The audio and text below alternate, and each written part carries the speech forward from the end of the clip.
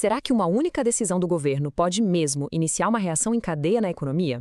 Pois é, hoje a gente vai seguir o rastro de uma política específica, o famoso tarifaço, e ver como a queda de uma única pecinha de dominó pode de fato derrubar todas as outras e levar a um dos piores cenários econômicos que existem. Bom, vamos lá.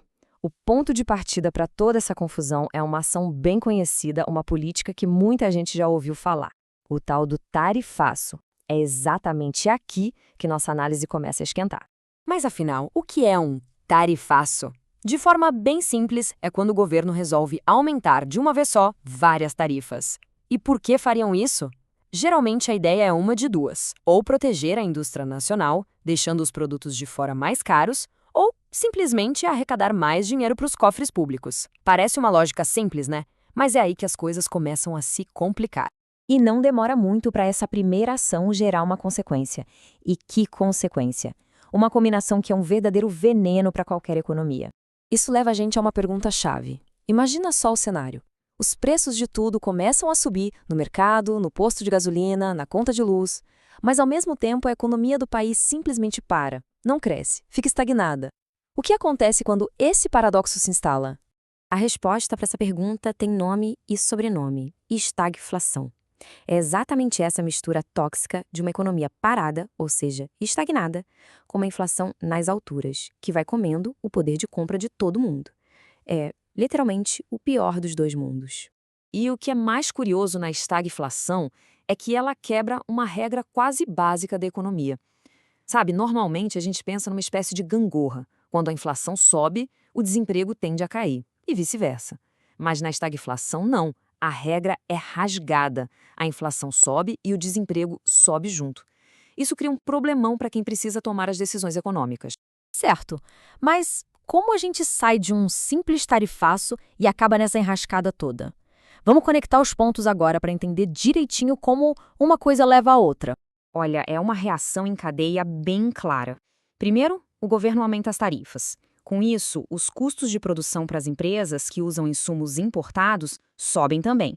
E o que elas fazem? Obviamente, repassam esse custo para o preço final dos produtos. Resultado? Inflação. Com os preços mais altos, o dinheiro das pessoas compra menos, o poder de compra cai. Aí o consumo diminui e a economia toda pisa no freio. A gente chega então na estagflação. E é nesse momento que a história chega no seu ponto mais tenso. Porque essa situação toda coloca o principal maestro da economia, o Banco Central, numa posição, olha, é praticamente uma escolha impossível. É que o Banco Central tem basicamente duas grandes missões. A primeira é manter a inflação sob controle, não deixar os preços dispararem. A segunda é ajudar a economia a gerar o máximo de empregos possível. Em tempos normais, já é um ato de equilíbrio delicado. Mas num cenário de estagflação, vira uma verdadeira sinuca de bico. Pensa bem, para lutar contra a inflação, o Banco Central precisa aumentar a taxa de juros. Só que juros mais altos desestimulam a economia e podem aumentar o desemprego. Por outro lado, se ele quiser estimular o emprego, precisa baixar os juros. Mas isso joga mais dinheiro na economia e joga mais lenha na fogueira da inflação. Ele fica preso. Qualquer ferramenta que usa para resolver um problema acaba piorando o outro. É uma encruzilhada. Então, no fim das contas, qual é o saldo disso tudo? A conclusão é que a economia entra num círculo vicioso bem perigoso e sair dele não é nada fácil. A grande lição aqui é que políticas como os tarifaços não são um problema isolado. Elas podem literalmente travar a economia inteira nesse dilema da estagflação. E com isso, a missão do Banco Central de cuidar da inflação e do emprego ao mesmo tempo se torna praticamente impossível. E é por isso que o material que a gente analisou aponta para uma outra direção. Em vez dessas medidas de choque, de impacto imediato, a preferência é por políticas mais equilibradas, sabe? Mais estruturais, que pensam na estabilidade e num crescimento que se sustente no longo prazo. E no fim, a gente fica com essa grande pergunta no ar para todo mundo refletir.